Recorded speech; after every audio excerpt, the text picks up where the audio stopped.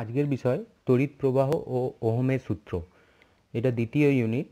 এখানে আমরা প্রবাহী তড়িৎ সম্পর্কে পড়ব, অর্থাৎ এক্ষেত্রে আধানের মুভমেন্ট সম্ভব। তো পড়বার জন্য প্রথম যে সংজ্ঞা আসছে সেটা হচ্ছে তড়িৎ প্রবাহ। তড়িৎ প্রবাহের সংজ্ঞা হচ্ছে কোনো পরিবাহীর যে কোনো প্রস্থচ্ছেদের মধ্য দিয়ে প্রতি সেকেন্ডে যে পরিমাণ তড়িৎ আধান পরিবাহিত হবে।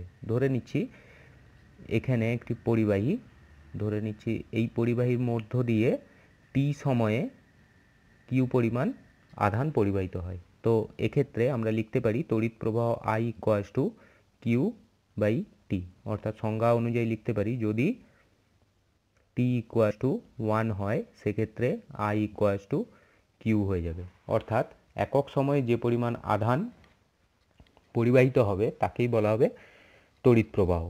একইভাবে যদি এটা আমরা ক্ষুদ্র অংশের জন্য বিবেচনা করি, ধরে নিচ্ছি ডিকিউ পরিমাণ আধান পরিবাহিত হচ্ছে ডিটি সময়ে, অতএব আমরা কারেন্ট লিখতে পারি I equals to D Q by D T, or এখান থেকে লেখা যেতে পারে D Q equals to I into D T. তাহলে এটাকে যদি ইন্টিগ্রেশন করা হয় আমরা মোট আধানটা পেয়ে যেতে পারি। তো মোট আধান যদি 0 টু লিমিট বসাই ক্যাপিটাল কিউ এবং এক্ষেত্রে যদি সময়টা বসাই 0 টু স্মল টি, তার ক্ষেত্রে আমরা লিখতে পারবো capital Q equals to integration 0 to T I into D T. এবার যেহেতু তড়িৎ প্রবাহ নতুন জিনিস আমরা আলোচনা করছি, এর একক এবং মাত্রাটা দেখে নেব। তো প্রথমে যদি মাত্রা দেখি, তড়িৎ প্রবাহের মাত্রা আমরা এসআই সিস্টেম থেকে জানি যে তড়িৎ প্রবাহের মাত্রা যদি আই দিয়ে দেখাই তো এর মাত্রাকে আমরা অ্যাম্পিয়ার অনুযায়ী ক্যাপিটাল এতে দেখাতে পারি, বা এর মাত্রাকে আমরা ক্যাপিটাল আইতেও দেখাতে পারি। এক একটা বই অনুযায়ী এটা এক এক রকমভাবে দেখানো হয়েছে। দ্বিতীয় আমরা নেব একক। প্রথম এসআই পদ্ধতিতে যদি একক নেই তার ক্ষেত্রে আই ইকুয়ালস টু আমরা জানি কিউ বাই টি, অতএব আয়ের একক হয়ে যাবে কিউর একক কুলম পার সেকেন্ড, যেটাকে বলা হচ্ছে অ্যাম্পিয়ার। এটাকে ক্যাপিটাল এ দিয়ে ডিনোট করা যেতে পারে।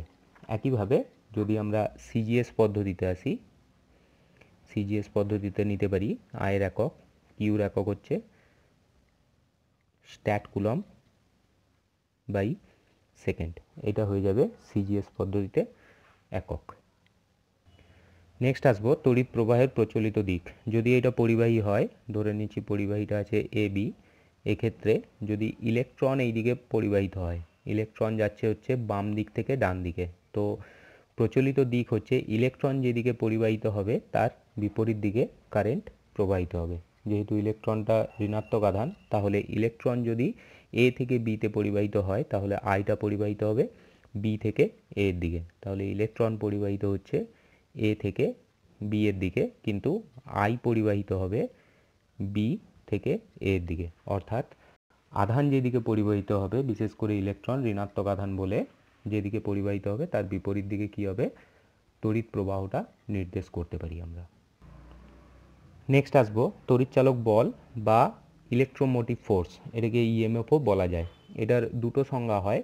প্রথম সংজ্ঞা বলছে কোনো তড়িৎ উৎসের মধ্য দিয়ে নিম্ন বিভব থেকে উচ্চ বিভবে একক তড়িৎ আধান স্থানান্তরিত হওয়ার ফলে ওই উৎস যে পরিমাণ তড়িৎ শক্তি উৎপন্ন করে তাকে উৎসটির তড়িৎচালক বল বলা হয়। রিপিট করছি, কোনো তড়িৎ উৎসের মধ্য দিয়ে নিম্ন বিভব থেকে উচ্চ বিভবে একক তড়িৎ আধান স্থানান্তরিত হওয়ার ফলে ওই উৎসে যে পরিমাণ তড়িৎ শক্তি উৎপন্ন হয় তাকে উৎসটির তড়িৎচালক বল বলা হয়। অর্থাৎ এক্ষেত্রে আমরা ইএমএফ অর্থাৎ ইলেকট্রোমোটিভ ফোর্স বা তড়িৎচালক বল ইকুয়ালস টু লিখতে পারি তড়িৎ শক্তির পরিমাণ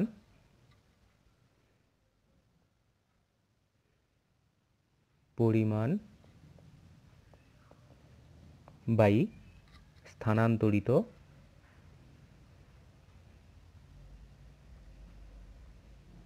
আধান, এটা হয়ে যাবে ইএমএফ। এছাড়াও এর আরেকটি সংজ্ঞা আছে। অল্টারনেটিভ সংজ্ঞার জন্য আমরা একটা বর্তনী নিতে পারি। ধরে নিচ্ছি একটি বর্তনী আছে যার একটি রোধ আছে ক্যাপিটাল আর, এইবার এইখানে একটি তড়িৎ উৎস লাগানো আছে। তড়িৎ উৎস বলতে যেখান থেকে আমরা বর্তনীতে শক্তি পাঠাবো, তাহলে এই বর্তনীর তড়িৎ উৎসের তড়িৎচালক বল হচ্ছে ক্যাপিটাল ই, এবং এর একটি অভ্যন্তরীণ রোধ আছে স্মল আর। তাহলে বর্তনীর মোট রোধ হয়ে যাবে ক্যাপিটাল আর প্লাস স্মল আর। এবং বর্তনী যদি আই পরিমাণ কারেন্ট পাঠায় তাহলে এর অ্যাক্রসে আমি লিখতে পারবো capital E equals to I into capital R plus small R. এটা ওহমের সূত্র থেকে আলোচনা হচ্ছে, যেহেতু ক্লাস 10-এ কিছুটা ওহমের সূত্র পড়া হয়েছে তাই এটাকে আমরা ওখান থেকেও নির্দেশ করতে পারি, এটা পরে আবার আলোচনা হবে। তো এখান থেকে যদি অ্যারেঞ্জ করি আমরা লিখতে পারবো capital E equals to I capital R plus I into small R, or লেখা যেতে পারে capital E equals to V plus I R. তাহলে এখানে ক্যাপিটাল ইটা হচ্ছে তড়িৎচালক বল, ভিটা হচ্ছে এই আর রোধের অ্যাক্রসে কতটা বিভব পতন হবে তার মান, আইটা হচ্ছে তড়িৎ প্রবাহ, আরটা হচ্ছে অভ্যন্তরীণ রোধ। তাহলে এই আই আরটাকে বলা হয় নষ্ট ভোল্ট। এগুলো সব পরে আবার আলোচনা হবে। তো এখানে আমরা সংজ্ঞা এইভাবে দিতে পারি, লিখতে পারি যদি আই ইকুয়ালস টু 0 হয় তার ক্ষেত্রে ই ইকুয়ালস টু ক্যাপিটাল ভি, অর্থাৎ সংজ্ঞা হয়ে যাবে কোনো তড়িৎ উৎস যখন বহির্বর্তনীতে কোনো প্রবাহ পাঠায় না, যেহেতু আই ইকুয়ালস টু আমরা 0 নিচ্ছি অর্থাৎ বহির্বর্তনীতে কোনো প্রবাহ নাই, অর্থাৎ খণ্ডিত বর্তনী। অর্থাৎ বর্তনী যখন খণ্ডিত থাকে তখন উৎসের দুই প্রান্তের বিভব প্রভেদকে তার তড়িৎচালক বল বলা হয়। তাহলে দেখা যাচ্ছে এখানে যেটা বিভব প্রভেদ হবে সেটাই হয়ে যাচ্ছে এখানে তড়িৎচালক বল। তাহলে সংজ্ঞা দাঁড়াচ্ছে বর্তনী যদি খণ্ডিত থাকে বা উৎস যদি বর্তনীতে কোনোরূপ তড়িৎ প্রবাহ না পাঠায় তার ক্ষেত্রে বর্তনীর যেটা বিভব প্রভেদ হবে তাকেই বলা হবে ওই বর্তনীর তড়িৎচালক বল। তাহলে তড়িৎচালক বলের একক কি হবে? এর একক নিতে পারি, একক নিচ্ছি এসআই পদ্ধতিতে। তাহলে এই সমীকরণ থেকে দেখছি তড়িৎচালক বল ইকুয়ালস টু তড়িৎ শক্তি বাই স্থানান্তরিত আধান। তাহলে শক্তি বাই আধান, অর্থাৎ ক্যাপিটাল ই এর একক আমরা লিখতে পারি, এটা হয়ে যাবে জুল পার কুলম্ব, বা এটার একক আমি লিখতে পারবো ভোল্ট। ভোল্টটা যদিও পরে আলোচনা হবে। তো এইখানে এটার একক জুল পার কুলম্ব হতে পারে এসআই পদ্ধতিতে, বা এটার একক আমরা ভোল্ট হিসাবেও লিখতে পারি। নেক্সট আসবো তড়িৎ উৎসের শ্রেণী বিভাগ। এটাকে দুভাগে ভাগ করা যায়, একটা হচ্ছে তড়িৎ কোষ বা ইংলিশটা লিখতে পারি ইলেকট্রিক সেল, আর একটা হচ্ছে 2 নাম্বার নিচ্ছি ডায়নামো। তো এই দুটো জিনিস হচ্ছে উৎস হিসাবে কাজ করবে। তো তড়িৎ কোষ যেটা সেটা কি বলছে, যে তড়িৎ উৎসের অভ্যন্তরে কোনো সচল যন্ত্র থাকে না তাকেই সাধারণত তড়িৎ কোষ বলা হয়। ঠিক আছে, এর মধ্যে কি হবে, কোনো সচল যন্ত্র থাকবে না। অর্থাৎ এক্ষেত্রে এটার উদাহরণ নিতে পারি আমরা রাসায়নিক কোষ,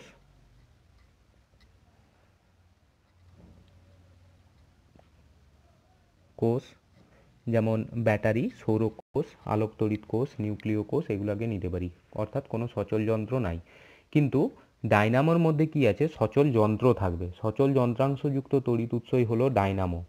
তো ডায়নামো এসি হতে পারে, ডিসি হতে পারে, সেগুলো আমরা পরে আলোচনা করব। তো প্রথমে এখানে আমরা তড়িৎ কোষের ক্ষেত্রে আর একটু ডিটেল আলোচনা করব। তো এইখানে তড়িৎ কোষের ক্ষেত্রে আমরা শুধু এই রাসায়নিক কোষটাকেই আলোচনা করব। তো বিভিন্ন ধরনের রাসায়নিক কোষ, বিভিন্ন ধরনের রাসায়নিক কোষ। তো বিভিন্ন ধরনের এই রাসায়নিক কোষকে দুভাগে ভাগ করা যেতে পারে। একটা হচ্ছে প্রাথমিক কোষ,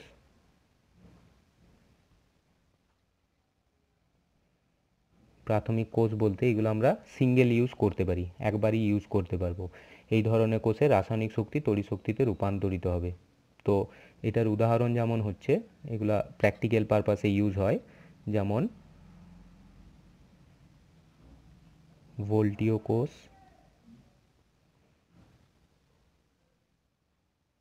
লেকল্যান্স কোষ, ড্যানিয়েল কোষ,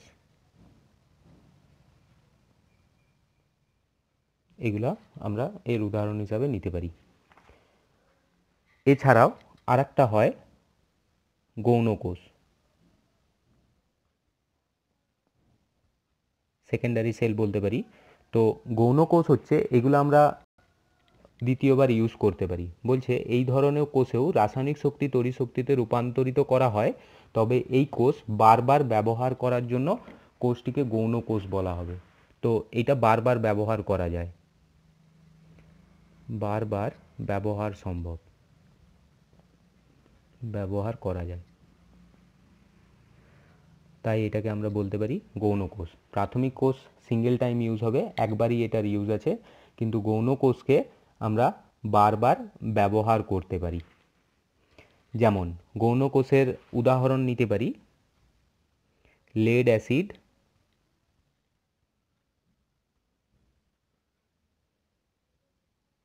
সঞ্চায়ক কোষ।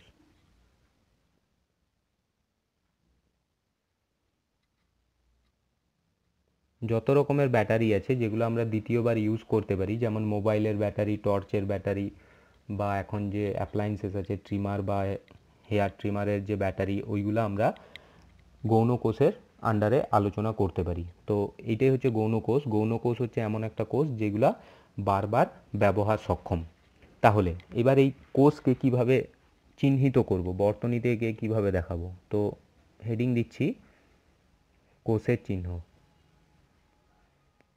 কোষকে চিহ্নিত করা হয় দুটি লাইন দিয়ে, এইরকম দুটি লাইন দিয়ে এটাকে আমরা চিহ্নিত করতে পারি। যেটা বড় আছে সেটা পজিটিভ দিতে পারি, যেটা ছোট আছে সেটা নেগেটিভ দিতে পারি।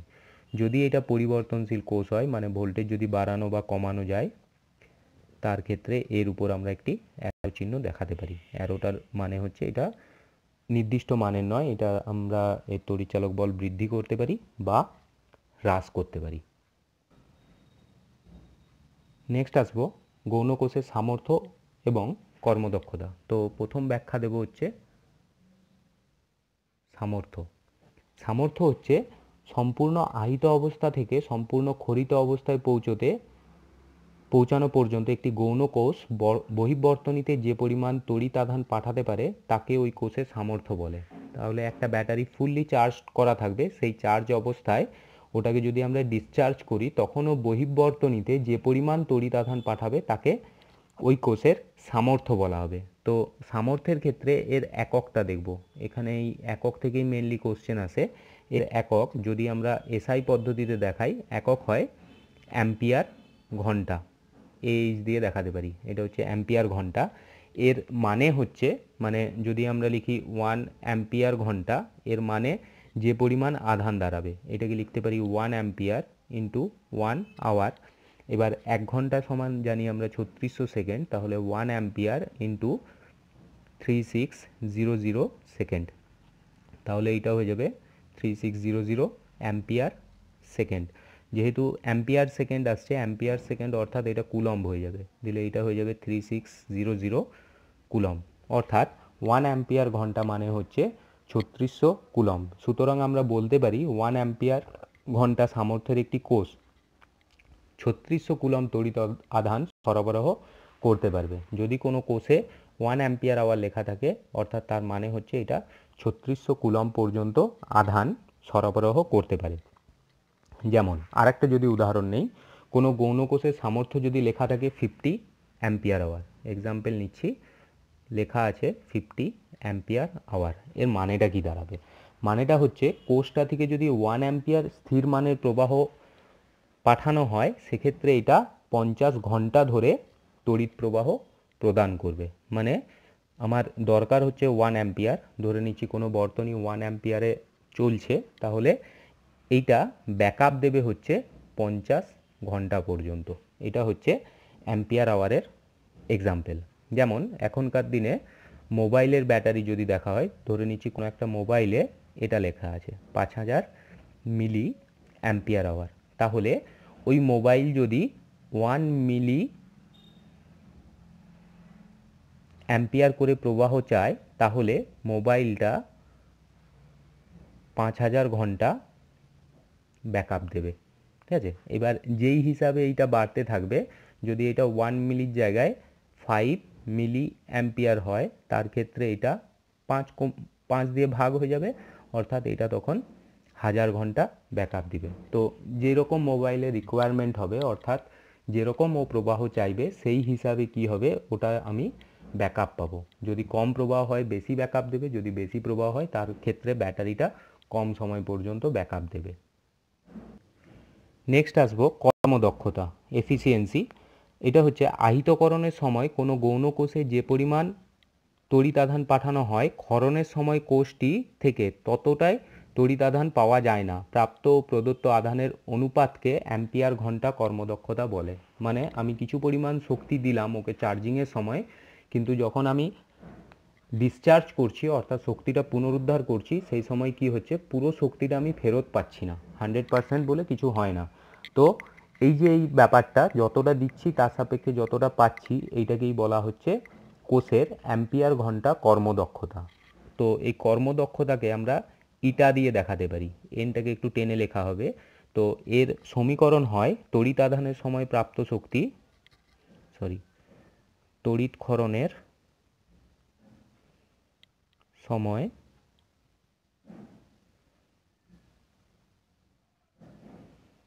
প্রাপ্ত শক্তি বাই আহিতকরণের সময় প্রদত্ত শক্তি।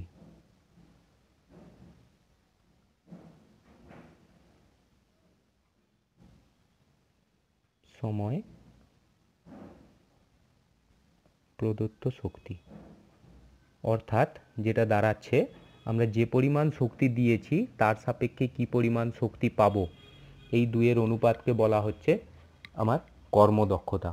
তাহলে এই কর্মদক্ষতাকে যদি আমরা পার্সেন্টেজে বের করি, যেমন যদি একটা উদাহরণ নেই, ধরে নিচ্ছি একটি লেড অ্যাসিড সঞ্চয়ক কোষ আছে যেটাকে আহিত করার সময় যে বাহ্যিক উৎস ব্যবহার করা হয় তাতে গড় তড়িৎচালক বল দেওয়া হয় 2.2 ভোল্ট, কিন্তু তড়িৎক্ষরণের সময় সঞ্চায়ক কোষ থেকে যে গড় তড়িৎচালক বল পাওয়া যায় সেটা হচ্ছে 2 ভোল্ট। সুতরাং লেড অ্যাসিড সঞ্চয়কের কর্মদক্ষতা নির্ণয় করব। মানে এটা চার্জিংয়ের সময় এটাকে চার্জ করছি, চার্জিংয়ের সময় চার্জ করছি হচ্ছে 2.2 ভোল্টে, আর ডিসচার্জিং হচ্ছে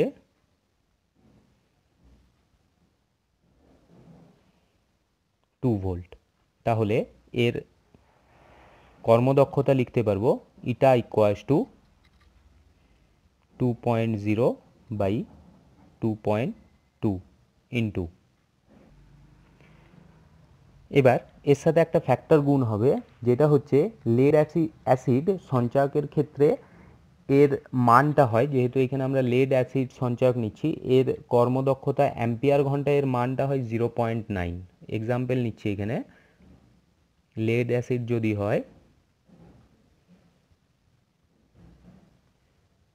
তার ক্ষেত্রে অ্যাম্পিয়ার ঘন্টায় এর কর্মদক্ষতা হয় 0.9 বা 90%। তাহলে এর সাথে যেটা গুণ হবে এখানে আমি 0.9 একটা গুণ করতে পারি।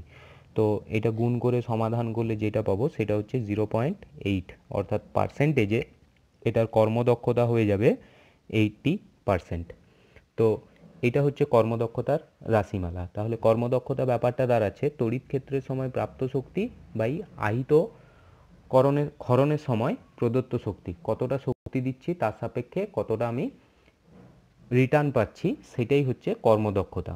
উদাহরণ নিলাম একটা লেড অ্যাসিড সঞ্চয়ক কোষের ক্ষেত্রে উদাহরণ নিয়েছি। তো এটার কর্মদক্ষতা হয় 0.9 বা 90%। তো চার্জিংয়ের সময় একে চার্জ করেছি 0.2তে, ডিসচার্জিংয়ের সময় পাচ্ছি হচ্ছে 2 ভোল্ট। যেমন মোবাইলের ব্যাটারির যদি আমরা স্পেসিফিকেশন দেখি ওটা মোটামুটি ধরে নেওয়া হয় 4.2 ভোল্টে যদি চার্জিং হয় ওটা ডিসচার্জিং হবে 4 ভোল্টে। তাহলে তখন সেক্ষেত্রে এটা 4.2 বসবে, এটা 4 বসবে। এবার লেড অ্যাসিড সঞ্চয়ক কোষ যদি হয় ওটার কর্মদক্ষতা যদি 90% হয় তাহলে এই ফ্যাক্টরটা 0.9 দিয়ে গুণ করব, তাহলে এটার কর্মদক্ষতা চলে আসবে 80%। এটাই হচ্ছে কোষের ধারণা। নেক্সট আমরা নেব তড়িৎ প্রবাহের ফলাফল। এটার 3 ধরনের এফেক্ট হতে পারে। প্রথম হচ্ছে তাপীয় ফল। তাপীয় ফল বলতে তড়িৎ শক্তি তাপ শক্তিতে যদি রূপান্তরিত হয়, এটার এক্সাম্পল নিতে পারি বৈদ্যুতিক হিটার, বৈদ্যুতিক বাতি বা স্ত্রী ইত্যাদি। এমন কিছু যন্ত্র যেগুলাই কি হবে, তড়িৎ পাঠালে তাপ উৎপন্ন হবে। হিটারে তাপ উৎপন্ন হয়, বাতিতেও তাপ উৎপন্ন হয়, যেটা ইলেকট্রিক আয়রন তাতেও তাপ উৎপন্ন হয়। তো এটা হচ্ছে তাপীয় ফল। 2 নাম্বার নেব হচ্ছে চৌম্বক ফল।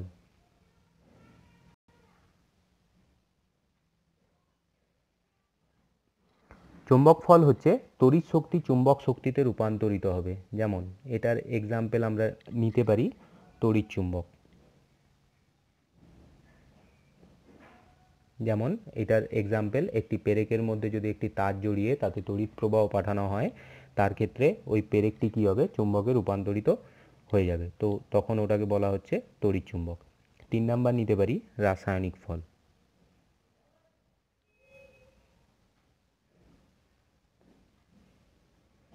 রাসায়নিক ফল হচ্ছে তড়িৎ শক্তি রাসায়নিক শক্তিতে যদি রূপান্তরিত হতে পারে।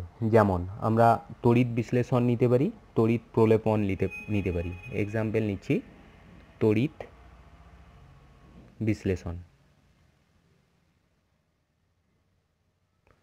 আবার ইলেকট্রিক শকটাও কি হয়, রাসায়নিক পরিবর্তন হয়। শরীরের মধ্য দিয়ে যখন তড়িৎ পরিবাহিত হবে তখন কি হবে, ওখানে রাসায়নিক পরিবর্তন হবে, যার জন্য আমরা একটা শক অনুভব করি। তো শরীরের মধ্যে যখন ওই তড়িৎ শক্তিটা যাচ্ছে তার ক্ষেত্রে কি হবে, ওটা রাসায়নিক শক্তিতে রূপান্তরিত হচ্ছে।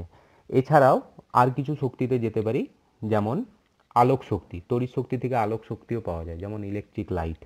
আমরা বৈদ্যুতিক বাতিতে কি হয়, ওটা আলোক শক্তিতে যেতে পারি। এছাড়া যান্ত্রিক শক্তিতেও যাওয়া যায়, যেমন বৈদ্যুতিক পাখা বা মোটর, ওগুলো কি হচ্ছে যান্ত্রিক শক্তিতে রূপান্তরিত হচ্ছে, অর্থাৎ তড়িৎ শক্তি থেকে সেক্ষেত্রে যান্ত্রিক শক্তিতে রূপান্তরিত হচ্ছে। ব্যাস, এটাই হচ্ছে তড়িৎ প্রবাহের বিশ্লেষণ এবং তার ফলাফল কি হতে পারে। নেক্সট যেটা আসবে সেটা হচ্ছে ওহমের সূত্র।